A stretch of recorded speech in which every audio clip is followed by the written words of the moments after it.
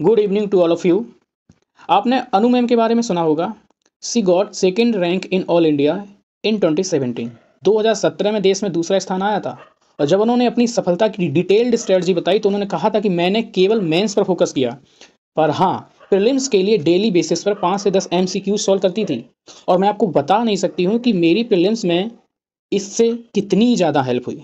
इस लाइन को अंडरलाइन कर लीजिए कि मैं आपको बता नहीं सकती हूँ कि प्रीलिम्स में इसने मेरी कितनी हेल्प की, क्योंकि इससे पूरे साल के दौरान आपको पता होता है कि प्रीलिम्स में आपका कौन सा एरिया वीक है, पहला। और इससे भी बढ़कर ये बात होती है कि इसी बहाने हमारा प्रीलिम्स पर फोकस भी बना रहता है, जो कि बहुत ज़रूरी है, क्योंकि प्रीलिम्स भी क्वालिफाई करना है। और इसी बहाने पूरी तैयारी के दौरान आध से 1 घंटे प्रीलिम्स के फैक्ट देखने में मैं देती रहती थी। इससे हुआ कि मुख्य परीक्षा की मेरी तैयारी पूरी थी और प्रीलिम्स पर इस बहाने मेरा टच बना रहा, जिससे कि मैंने एग्जाम को क्रैक कर लिया। खैर, मेरा ये सब बताने का उद्देश्य सिर्फ ये था कि आप प्रीलिम्स परीक्षा की गंभीरता को समझें। चलिए शुरुआत करते हैं। आज की क्लास के 10 क्वेश्चन हैं। हम आपको आज फिर चैलेंज देते हैं कि इसमें से 8 सॉल्व करके बताइए, और प्लीज़ जो भी सॉल्व कर ले वो प्लीज़ कमेंट करके बताइए। चलिए स्टार्ट करते हैं।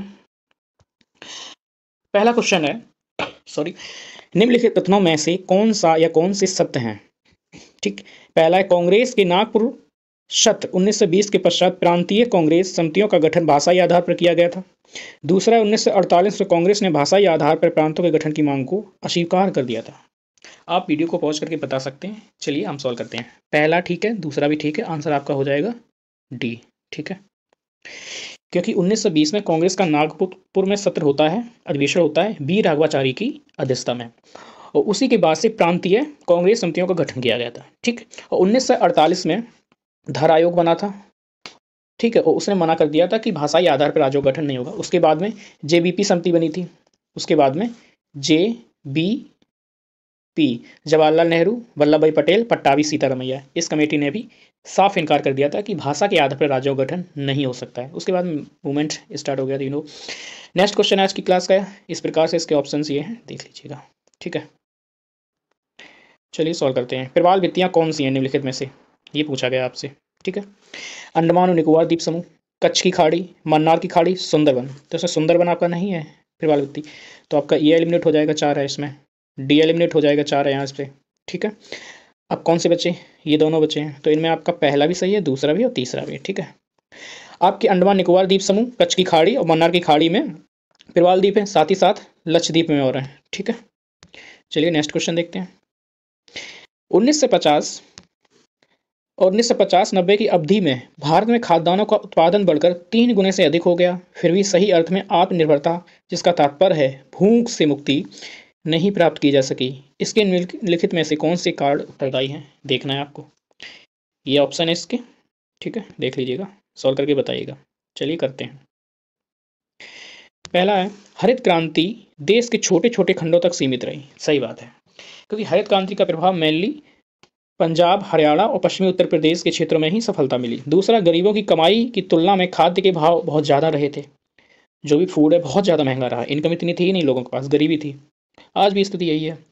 मोटे अनाजों की तुलना में गेहूं और धान पर अधिक बल दिया गया। बिल्कुल सही बात है, मुख्यतः ग्रीन रेवोल्यूशन में इन्हीं पर बल दिया गया।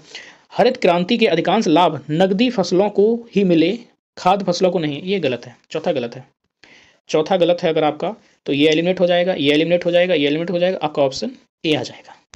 चलिए नेक्स्ट क्वेश्चन देखते हैं। भारत के संदर्भ में निम्नलिखित कथनों पर विचार कीजिए। ठीक है, ऑप्शन ये है इसके। ठीक है, देखते हैं। भारत में केवल एक ही नागरिकता और एक ही अधिवास है। सही है, सिंगल सिटीजन है इंडिया में, अमेरिका की जैसी दोहरी नागरिकता नहीं है, पहला। और सिंगल ही डोमिसाइल है, आप एक ही जगह की, आपके पास जो मूल निवास होता है आपका, वो एक ही जगह का तो होता है, दो जगह का नहीं हो सकता। और सिंगल सिटीजन, पहला सही। जो व्यक्ति जन्म से नागरिक हो केवल वही राष्ट्राध्यक्ष बन सकता है। ये गलत है। हमारे यहाँ राष्ट्रपति बनने की योग्यता सिर्फ ये है कि आप नागरिक हो, चाहे आपने अर्जित की हो या आप जन्म से हो। दूसरा गलत, दूसरा गलत, तो ये एलिमिनेट हो जाएगा और ये हो जाएगा। तीसरा, जिस विदेशी को एक बार नागरिकता दे दी गई, किसी भी परिस्थिति में उसे इससे वंचित नहीं किया जा सकता। मतलब उसकी नागरिकता किसी भी परिस्थिति में उसे छीनी नहीं जा सकती, ऐसा गलत है। अगर वो देश के विरुद्ध काम कर रहा है, देश के संविधान, देश के कानून के प्रति सम्मान नहीं है अगर उसमें, तो उसकी नागरिकता रद्द कर दी जाएगी। तो ऑप्शन ए हो जाएगा। ठीक है, चलिए नेक्स्ट क्वेश्चन देखते हैं। प्राचीन भारत में बौद्ध मठों में पवारन नामक समारोह आयोजित किया जाता था। पवारन नामक समारोह क्यों होता था, देखिएगा ये ऑप्शन है इसके, ठीक है। संघ, परिनायक और धर्म तथा विनय विषयों पर एक एक वक्ता को चुनने का अवसर होता था। वर्षा ऋतु के दौरान मठों में प्रवास के समय भिक्षुओं द्वारा किए गए अपराधों की स्वीकृति का अवसर होता था। किसी नए बौद्ध भिक्षु के संघ में प्रवेश का समारोह होता था और उसका सिर मुड़वा दिया जाता था, पीले वस्त्र दिए जाते थे, ठीक है। और अगला है इसका, आषाढ़ की पूर्णिमा के अगले दिन बौद्ध भिक्षुओं के एकत्र होने का अवसर होता था और आगामी 4 महीनों के लिए निश्चित आवास चुने जाते थे। ऑप्शन आपका बी हो जाएगा। इसमें क्या होता था, पवारना समारोह मतलब जब वर्षा ऋतु शुरू हुआ करती थी तो बौद्ध लोग एक जगह रुकती थी अगले 4 महीनों तक, और 4 महीनों तक प्रचार कार्य रोक दिया जाता था, स्थगित कर दिया जाता था। उसके बाद में ऋतु समाप्त होती थी वर्षा, तो वो निकलते थे बिहारों से, तो उस समय पवारना समारोह किया जाता था, जिसमें क्या किया उन्होंने फीडबैक लेते थे और क्या करेंगे आगामी, क्या प्लान होगा उनका, साथ ही साथ कुछ गलतियां की उनको भी स्वीकार करते थे। नेक्स्ट क्वेश्चन देखते हैं, अष्टांग मार्ग की संकल्पना का अंग है, बताइए। इसका आंसर डी, धर्म चक्र परिवर्तन सूत्र की विषय वस्तु का। नेक्स्ट क्वेश्चन है, सूचियां दी गई, इनको मिलाना है आपको, ठीक है। तो आपको पता है कि प्रकाश संश्लेषण जो है हरित लवक से होता है, क्लोरोफिल, तो 1 का 2 में है, तो 1 का 2 में तो ये तो नहीं हो सकता है, ठीक है, ये वाला। अगला है खनिज उद्ग्रहण, इसका हो जाएगा जीव द्रव कला, ठीक है। श्वसन, श्वसन का होता है सूत्रकण का, और प्रोटीन का होता है राइबोसोम, प्रोटीन संश्लेषण। तो इस प्रकार से आपका जो ऑप्शन है वो हो जाएगा आपका ऑप्शन सी, ठीक है। चलिए नेक्स्ट क्वेश्चन देखते हैं, निम्नलिखित पर विचार करिए। काली गर्दन वाला साइरस, कृष्णग्रीव सारस, आपको बताने कि भारत में प्राकृतिक रूप से कौन कौन पाए जाते हैं, ठीक है। चीता, उड़न गिलहरी, हिमतेंदुआ। चीता नहीं है, क्योंकि 1952 में भारत से चीता को आधिकारिक तौर पे विलुप्त घोषित कर दिया गया था, तो ये नहीं है। अगर ये नहीं है तो दूसरा ये एलिमिनेट हो जाएगा, ये एलिमिनेट हो जाएगा, ये एलिमिनेट हो जाएगा, आपका आंसर हो जाएगा बी। चलिए नेक्स्ट क्वेश्चन देखते हैं, बताइए सॉल्व करके। चलिए पढ़ते हैं, मणिपुर में कुछ लोग लटकी हुई गाद से बने अवतरण वीट्स, सड़ती वनस्पति के तैरते हुए द्वीपों, फ्लोटिंग आइलैंड्स पर बने हुए मकानों में रहते हैं। इन द्वीपों को कहते हैं, इन्हें फोमिट कहते हैं, ठीक है। मणिपुर में, ठीक है, वहाँ पर फ्लोटिंग आइलैंड पाए जाते हैं। एक नेशनल पार्क है मणिपुर में, कीबुल लामजाओ, कीबुल लामजाओ नेशनल पार्क है, ये एक फ्लोटिंग नेशनल पार्क है, ठीक है। यहाँ पे डांसिंग हिरन पाया जाता है। नेक्स्ट क्वेश्चन है ये इस प्रकार से, ऑप्शन ये है, देखिएगा। शर्करा उद्योग के उपोत्पाद यानी बाई प्रोडक्ट की उपयोगिता के युग से संदर्भ में निम्नलिखित में से कौन सा कथन सही है, यानी कि जो शर्करा चीनी इंडस्ट्री है उसका जो बाई प्रोडक्ट निकलता है उसका क्या क्या कर सकते हैं, यानी कि खोई। पहला, खोई को ऊर्जा उत्पादन के लिए जैव मात्रा ईंधन के रूप में प्रयुक्त किया जा सकता है, बिल्कुल सही है।